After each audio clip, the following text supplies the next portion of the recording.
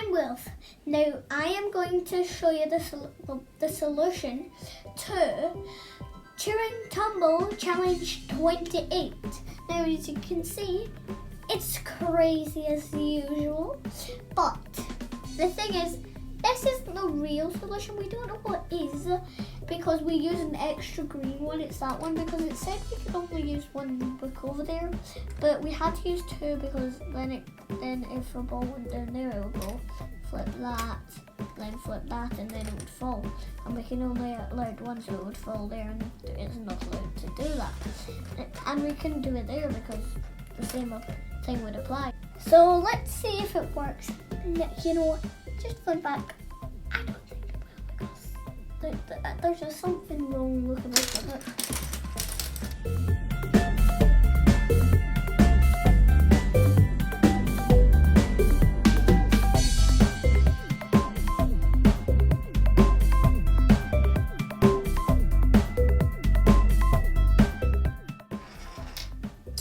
So it's worked. The output was meant to be all the blues get released and no reds, but that's only because we used an extra one. So this is our semi-solution to challenge 28 in Turning Tumble. See you next time.